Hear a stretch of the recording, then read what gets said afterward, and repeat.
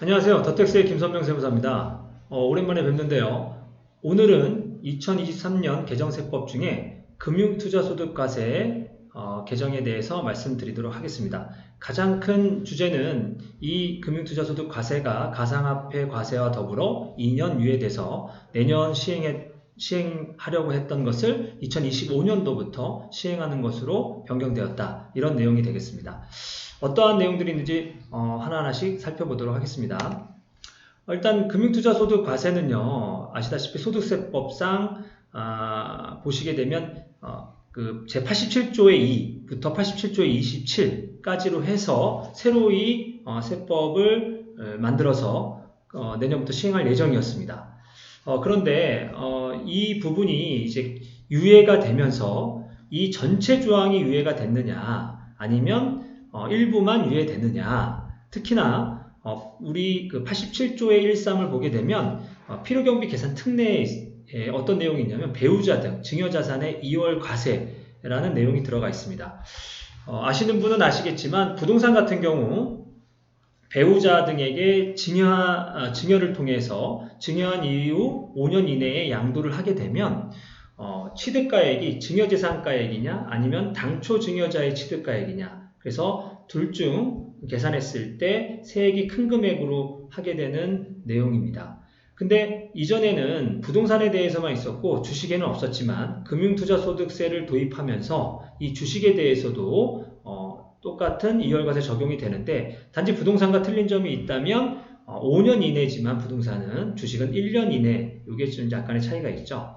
그래서 이 부분이 어떻게 되는지, 이 부분에 대해서는 실질적으로 이제 결론적으로 말씀드리자면 올해 12월에 개정세법이 통과되었을 때 이제 부칙 규정이나 이런 것들을 살펴봐야 될 것 같습니다. 하지만 저도 이제 이러한 내용들을 질문을 받아서 이 기재부의 담당자하고 한번 통화를 했었는데요. 기재부의 담당자는 아마도 금융투자소득 과세 도입 자체가 2년 유예되었기 때문에 모든 조항들이 한꺼번에 다 유예된 걸로 이렇게 말씀을 하시더라고요. 중요한 거는 결과적으로는 2년 유예되었고 그 내용들이 어떻게 되느냐는 12월 달에 세법이 통과되는 걸 봐야 확실하게 알 수 있을 것 같습니다. 그러면 하나하나씩 살펴보도록 하겠습니다. 일단 첫 번째로 금융투자소득세 도입이 2년 유예되었고요. 그래서 시행일은 2025년 1월 1일부터라고 보시면 되겠습니다. 두 번째로는 이제 좀 봐야 될 부분이, 우리가 이전에 상장 주식에 대해서는 대주주에 대해서 과세하게 되었는데요. 이때 이 대주주라는 말을 고액주주라고 변경을 했고요. 그 다음에 아시겠지만 지분율 기준은 이제 삭제를 시켰습니다.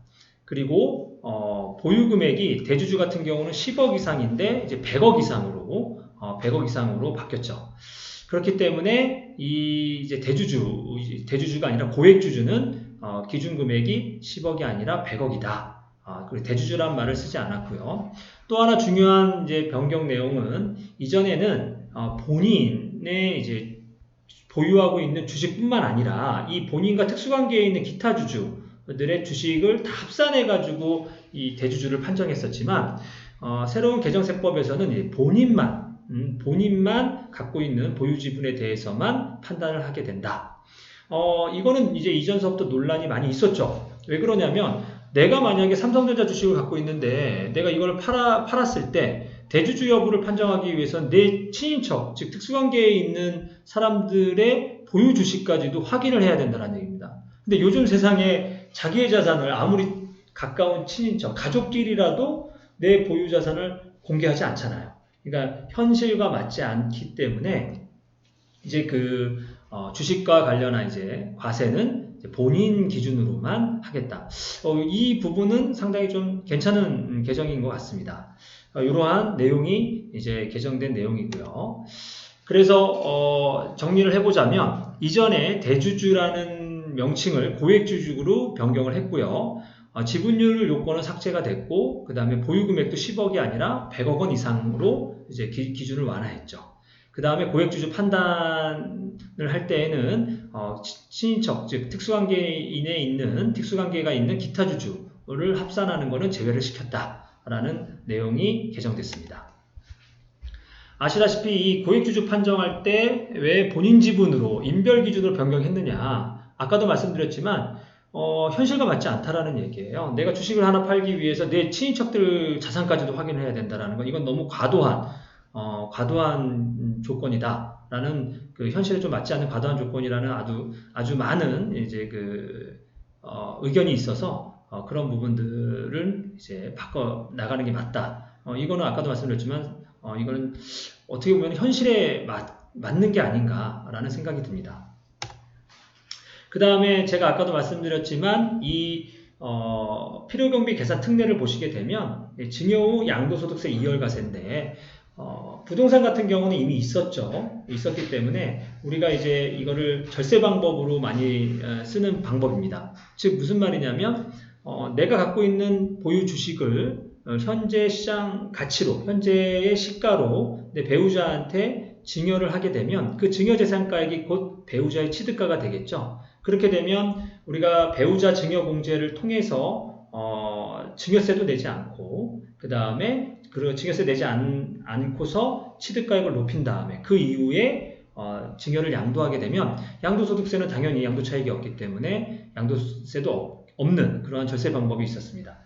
그런데 이런 거가 이제 부동산에도 당연히 해당이 되겠지만 그러한 이제 그 절세 방법을 막고자 증여 후 양도소득세 2월과세라는 제도를 도입해서 부동산 같은 경우는 배우자 등에게 5년 이내에 이제 양도하게 됐을 때, 증여 후 5년 이내에 양도하게 됐을 때 세금을 비교화 과세를 하게 되죠. 그래서 높은 걸로 과세하는 그러한 제도가 있는데 주식에는 없었던 거를 금융투자소득 과세를 세법을 통해 가지고 요거 주식에도 요 제도를 도입한 거다. 하지만 부동산과 다른 점은 부동산은 5년 이내지만 주식은 1년 이내입니다. 좀 짧죠. 자, 어찌됐든 이러한 증여 후 양도소득세 2월 과세 이 부분이 이것도 유예가 되는 거냐. 만약 유예가 된다라면 우리가 2025년 시행되기 전까지는 또 이러한 방법을 통해서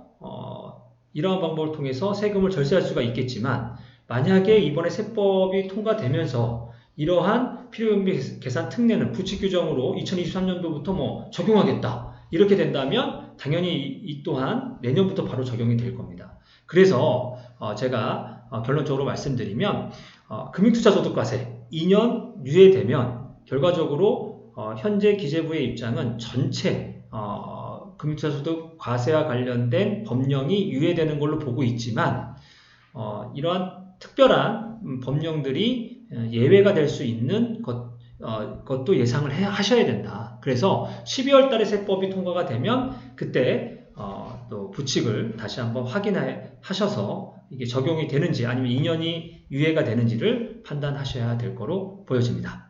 자, 오늘은 이 금융투자소득 과세 2년 유예하면서 중요한 증여 후 양도소득세 2월 과세 이 내용이 유예되냐 안 되냐 여부와 그 다음에 주요 개정 내용들을 살펴봤습니다. 다음에 또 좋은 내용으로 또 찾아뵙겠습니다. 감사합니다.